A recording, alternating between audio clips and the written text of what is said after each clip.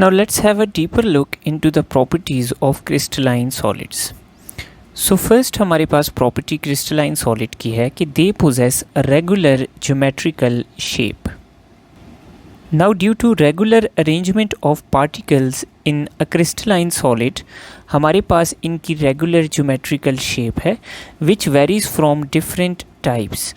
Approximately we have 280 different types of crystals which have different regular arrangements and different types of shapes. Now, due to regular geometrical shape of crystalline solids, the intermolecular forces in crystalline solids are evenly distributed. So, due to even distribution of IM forces, the crystalline solids have fixed melting points. और in solids को हम इनके fixed melting point से identify भी कर सकते हैं. Now, crystalline solids have fixed cleavage planes. Now, what does that mean? तो हर crystalline solid की अपनी एक specific shape है. अब इसकी shape की वजह से हमारे पास कुछ regions ऐसे होंगे crystalline solid में जहाँ पे forces हमें weak देखने को मिलेंगी और हमेशा ये crystal इन्हीं जगहों से break होगा. For example, let me draw this crystal.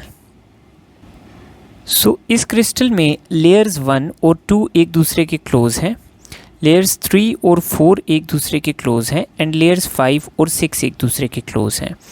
अगर हम लेयर्स 2 और 3 के दरमियान देखें तो इनके दरमियान थोड़ा डिस्टेंस ज़्यादा है. इट मीन्स कि यहाँ पे हमारे पास इस क्रिस्टल की बॉन्डिंग थोड़ी सी वीक है. इसी तरह अगर हम लेयर 4 और 5 में देखें तो इधर भी डिस्टेंस ज़्यादा है तो यहाँ पे बॉन्डिंग वीक है. तो अगर हम इस क्रिस्टल को जब कभी भी ब्रेक करेंगे तो हमारे पास due to weekend forces between second and third layer and fourth and fifth layer, तो ये हमेशा इन्हीं स्पेसिफिक प्लेन्स में ब्रेक करेगा और हमारे पास इन प्लेन्स को हम कहते हैं cleavage planes.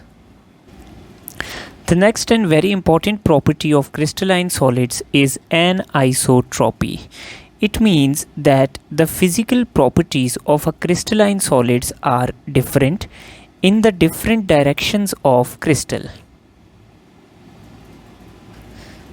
So these properties vary from optical properties such as refractive index to electrical properties such as electrical conductivity. Anisotropy समझने के लिए let me take a crystal of graphite. Now graphite carbon की एक allotropic form है. Graphite exist करता है layer की form में जिसमें हमें डिफरेंट लेयर ऑफ एटम्स देखने को मिलती हैं. नाउ इन लेयर्स के बीच में हमारे पास ग्रेफाइट के अंदर इलेक्ट्रॉन्स प्रेजेंट हैं. तो अगर हम ग्रेफाइट के अंदर इलेक्ट्रिकल कंडक्टिविटी की बात करें तो सिंस हमारे पास इलेक्ट्रॉन्स इस लेयर में प्रेजेंट हैं तो हमारे पास conductivity of graphite will be present parallel to the layers. अब अगर हम कंडक्टिविटी की बात करें परपेंडिकुलर टू द लेयर, तो perpendicular to the layers usually graphite electricity conduct नहीं करता. सो इट मीन्स कि ये जो फिजिकल प्रॉपर्टी है इलेक्ट्रिकल कंडक्टिविटी की, it is present in one direction that is parallel to the layer and absent in other direction that is perpendicular to the layer. So इस difference in physical properties in different direction को हम कहते हैं anisotropy. If even I talk about cleavage, तो cleavage भी हमारे पास एक तरह से एनआइसोट्रॉपिक प्रॉपर्टी है क्योंकि हमारे पास क्रिस्टल्स जो है हर डायरेक्शन में ब्रेक नहीं होते, they break in specific directions. The next property is symmetry of a crystal. So symmetry is basically the repetition of faces when a crystal is rotated by 360 degrees. Now let me suppose कि मेरे पास this is a hexagonal crystal. So इसको मैं जब 6 दफ़ा rotate करूँगा तो 6 की 6 दफ़ा हमारे पास सेम फेस बनेगा और हमारे पास 6 रोटेशंस के बाद इनिशियल पोजीशन वापस आएगी. So इसकी सिमेट्री है 6. Now there are some other elements of symmetry. The next is plane of symmetry. So plane of symmetry is that plane जिससे अगर मैं एक क्रिस्टल को बाइसेक्ट करूं तो हमारे पास 2 सेम साइड्स बनेंगी. Like this is a hexagonal crystal. So अगर मैं हेक्सागोनल क्रिस्टल को सेंटर से इस प्लेन में बाइसेक्ट करता हूं जो कि इसके सेंटर में यहाँ से पास करके जाता है। So this is first plane of symmetry. इसके अलावा if I draw another plane जो हमारे पास क्रिस्टल को यहाँ से बाइसेक्ट कर रहा है, so this is another plane of symmetry जो क्रिस्टल को दो सेम फेसेस में डिवाइड कर रहा है। इसी तरह आई हैव अनदर प्लेन जो कि यहाँ से पास कर रहा है, तो अगेन ये प्लेन क्रिस्टल को दो इक्वल हाफ्स में डिवाइड कर रहा है। The next is axis of symmetry. Now axis of symmetry क्या है? एक्सिस ऑफ सिमेट्री वो एक्सिस है कि जिसके ऊपर हम क्रिस्टल को रोटेट करेंगे और जिस एक्सिस के ऊपर रोटेशन की वजह से क्रिस्टल की फेसेस रिपीट होंगी, उस एक्सिस को हम कहते हैं axis of symmetry. The next term is habit of a crystal.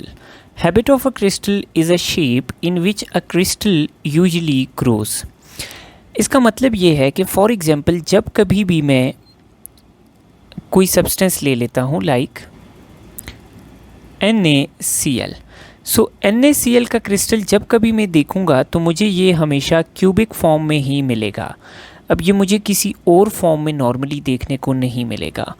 तो we have almost 280 different types of crystals, लेकिन NaCl को जब हम क्रिस्टल की फॉर्म में देखेंगे तो हमारे पास ये 280 में से कोई भी शेप नहीं अडॉप्ट करेगा, ये हमेशा क्यूबिक शेप ही अडॉप्ट करेगा। सो इसको हम कहते हैं habit of a crystal. Now this habit of a crystal can be changed by presence of impurities. For example अगर मैं सोडियम क्लोराइड के अंदर यूरिया ऐड कर दूं तो हमारे पास सोडियम क्लोराइड के जो क्रिस्टल्स हैं वो क्यूबिक से चेंज होके थोड़ा सा हमें नीडल लाइक देखने को मिलेंगे। थर्डली, अगर हम क्रिस्टल को क्रिस्टलाइज करते हैं बाय स्लो क्रिस्टलाइजेशन तो हमारे पास लार्ज क्रिस्टल्स बनेंगे, और अगर हम फास्ट क्रिस्टलाइज करते हैं एक सब्सटेंस को, रैपिडली कूल करके क्रिस्टलाइज करते हैं तो हमें उस सब्सटेंस के बहुत स्मॉल साइज़ के क्रिस्टल्स मिलेंगे। Now we have the term isomorphism. Iso means same and morph means shape. So isomorphism वो फिनोमिनन है जिसमें हमारे पास टू केमिकली डिफरेंट सब्सटेंसेस होंगे, लेकिन उनकी जो क्रिस्टल की शेप है it will be same. So it is a phenomenon in which we have two chemically different substances with same crystal shape. Now for example हमारे पास है एक सब्सटेंस मैग्नीशियम ऑक्साइड और एक सब्सटेंस है sodium chloride. Now chemically this is a different substance and this is a different substance. अगर हम इनके क्रिस्टल की शेप देखें तो दोनों का क्रिस्टल क्यूबिक है, therefore we call them isomorphs of each other. इसी तरह I have NaNO3 sodium nitrate and KNO3 potassium nitrate। दोनों केमिकली डिफरेंट सब्सटेंसेस हैं लेकिन दोनों की क्रिस्टल की शेप है rhombohedral. So two or more different substances when they exist in same crystalline shape they are called isomorphs of each other। Now हमारे पास isomorphism का phenomenon क्यों हमारे पास एग्जिस्ट करता है? तो यूजुअली वो कंपाउंड्स जिनके अंदर एटम्स की रेशो सेम होती है, तो यूजुअली ऐसी सेम एटॉमिक रेशो वाले एलिमेंट्स या कंपाउंड्स अपने आप को अरेंज करते हैं एक सिमिलर क्रिस्टल फॉर्म में। लाइक मैग्नीशियम के अंदर एक पॉजिटिव आयन है और एक नेगेटिव आयन है, इसी तरह सोडियम के अंदर एक पॉजिटिव आयन है और एक नेगेटिव। तो चूँकि इनके एटम्स की रेशो सेम है तो यूजुअली ऐसे substances same crystalline shape adopt करते हैं या अपने आप को सेम अरेंजमेंट में मोल्ड करते हैं। लाइक NaNO3 में एक सोडियम एटम है, एक नाइट्रोजन एटम है, 3 ऑक्सीजन एटम्स हैं। एंड पोटाशियम नाइट्रेट में एक पोटाशियम है, एक नाइट्रोजन है, 3 ऑक्सीजन्स हैं। सो ऐसे कंपाउंड्स जिनके अंदर एलिमेंट्स की रेशो यूजुअली सेम होगी, they will show the phenomenon of isomorphism. The next phenomenon is polymorphism. Poly means many and morph means shape. Polymorphism is that phenomenon in which a compound exists in more than one crystalline forms. यानी एक ही compound होगा और वो एक से ज़्यादा crystalline forms show करेगा। इस फिनोमिनन को हम कहते हैं polymorphism. Like I talk about silver nitrate. So this is a single compound, लेकिन it is formed in two crystalline forms. First is orthorhombic and second is rhombohedral crystalline form. So a same compound existing in more than one crystalline forms, this phenomenon is called polymorphism. The next phenomenon is allotropy. Now allotropy is same phenomenon as polymorphism. लेकिन polymorphism की जो term है we refer for a compound, जबकि allotropy की term we refer for an element. So phenomenon in which an element exists in more than one crystalline forms is called allotropy. इसकी सबसे बड़ी example है carbon. अगर हम carbon को ले लें डायमंड की फॉर्म में, सो डायमंड की क्रिस्टलाइन फॉर्म है क्यूबिक. और अगर हम कार्बन को ले लें ग्रेफाइट की फॉर्म में, so graphite is hexagonal. So diamond and graphite both are carbon, but diamond is cubic and graphite is hexagonal. इसी तरह we have sulfur which exists in rhombic and monoclinic forms. So a same element is existing in more than one crystalline form. Now an important concept arises here कि क्या ये दोनों forms एक temperature पे exist करेंगी. अगर नहीं तो there must be some temperature जिसके ऊपर एक फॉर्म दूसरी फॉर्म में कन्वर्ट होगी. तो the answer is yes. So the transition temperature is that term which can be used both for allotropes and polymorphs. So transition temperature वो temperature है at which one crystalline form of a crystal converts to the other crystalline form.